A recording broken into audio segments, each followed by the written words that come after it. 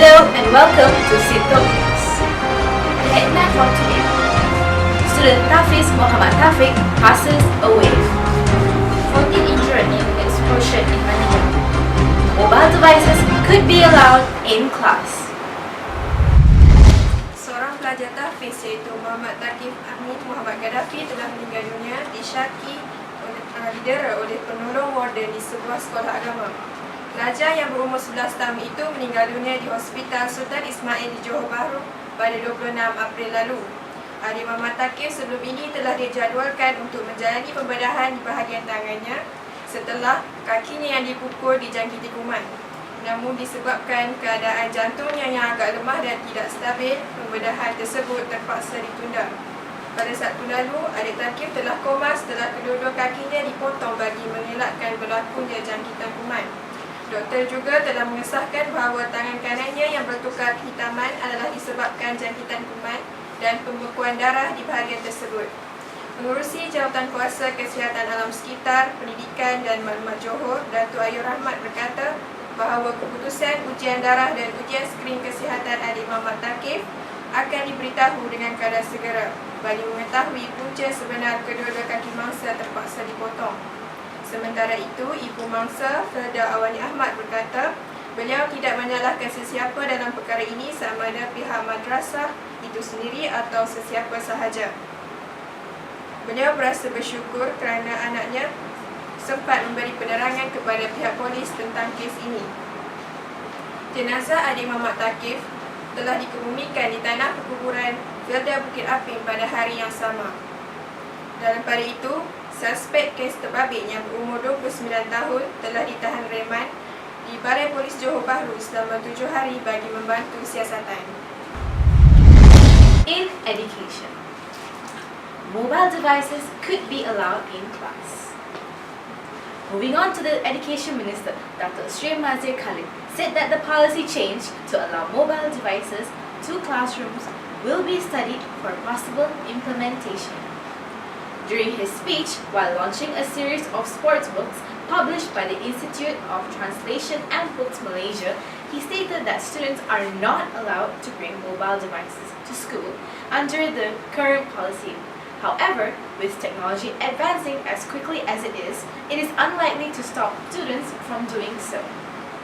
When he was asked what type of devices and how are they allowed to use, he said it must be studied.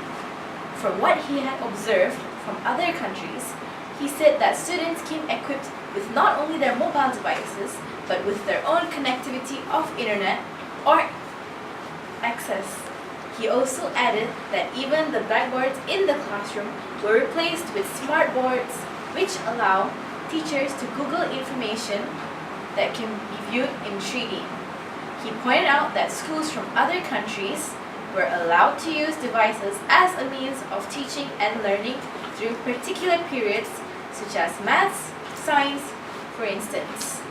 He added that even students from countries like Korea and Japan had their limits on when a device could or couldn't be used by students.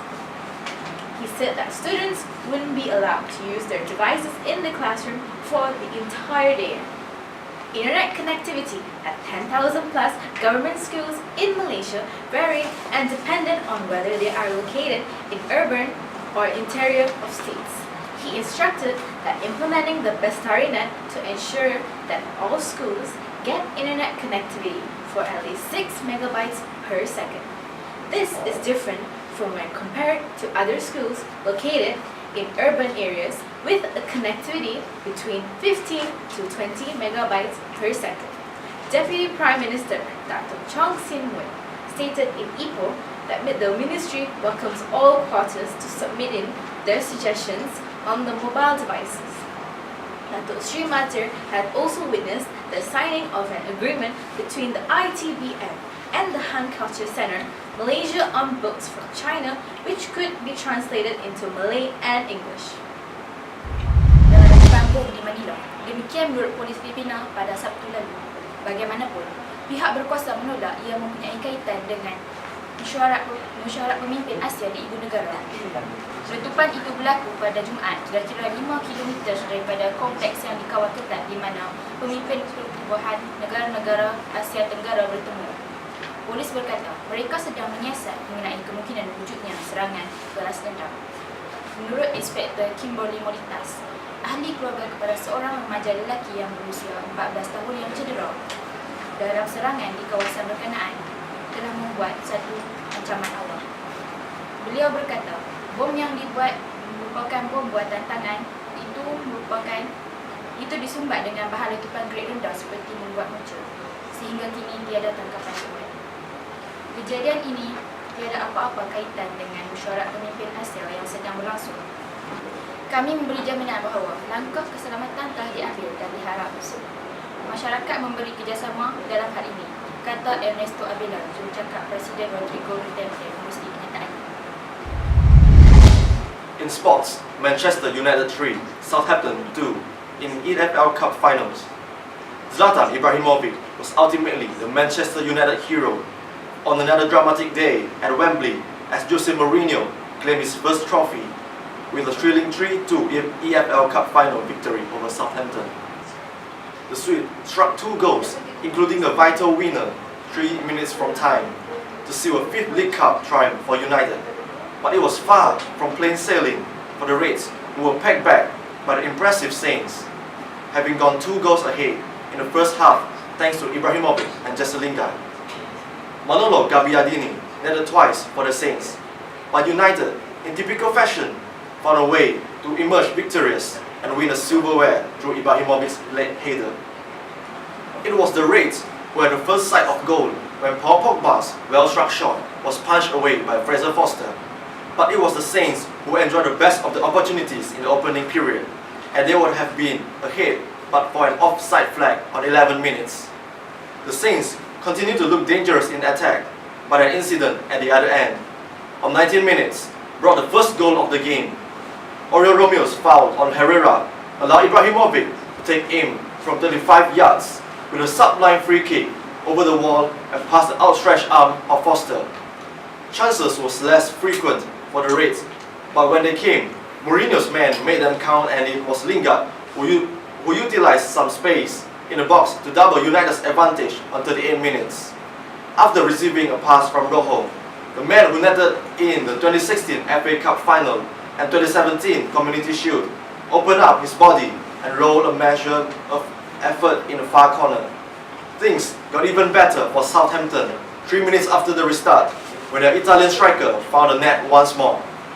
After De Gea had made another 5 stop from Nathan Redmond, the Reds failed to clear a corner, and their header back into the box by their captain, Steve Davis, was pounced on by the Southampton striker, who turned on the half volley and fired home. United's best chance since half-time arrived when a cross into the box dropped to Lingard, but the Reds' match winner last May couldn't repeat his heroics as his shot flew over the bar.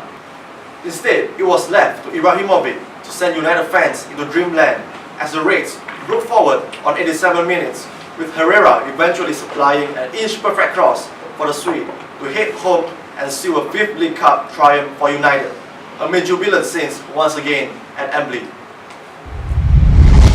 In entertainment news, aftermath of the biggest blunder in Oscar history. As we all remember from 2 months ago, the 89th Academy Awards will forever be remembered as the night of the biggest mistake in Oscar history. As a recap, Hollywood veterans Warren Beatty and Faye Dunaway were presenting the Best Picture Award. They later revealed that the film La La Land, where it has up to that point won a total of 5 Oscars, including Best Director and Best Actress, as the winner of Best Picture. It was later revealed that Moonlight was the actual winner of the Best Picture Award. It was clarified later that Warren Beatty and Faye Dunaway was presented with a wrong envelope. So how did this happen? The envelopes containing the names of the winners of this prestigious award is carried in 2 locked suitcases and guarded by 2 individuals throughout the ceremony. There are 2 copies of the winners, each contained within a suitcase just in case something happens to one of the copies. The people who are in charge of protecting the envelopes that night were Martha Ruiz and Brian Cullinan. it was later revealed that Mr. Cullinan, who was responsible for handing the Best Picture envelope to Warren Beatty, was distracted because he was using his phone, tweeting an image of Emma Stone backstage, who had just won the Oscar for Best Actress. He then mistakenly gave the copy of the winner for Best Actress to Warren Beatty, with Faye Dunaway then announces La La Land as the winner for Best Picture. PricewaterhouseCoopers, or PwC in short, the accounting firm who has been responsible for counting the votes and safeguarding the winning list ever since the conception of the Academy Awards 83 years ago, has since issued a formal apology to all who are involved. In the couple of months after the award show, the Academy expressed great disappointment in PwC in how the situation was handled. Despite the blunder, PwC is still being retained as the Academy Awards official accounting firm. Unfortunately, Mr. Cullinan and Mrs. Ruiz has been fired from the awards and will not be returning next year. The Academy's Board of Governors and PwC has detailed a set of protocol for next year's show, which includes the banning of electronic devices and also better detailed envelopes. Thank you for watching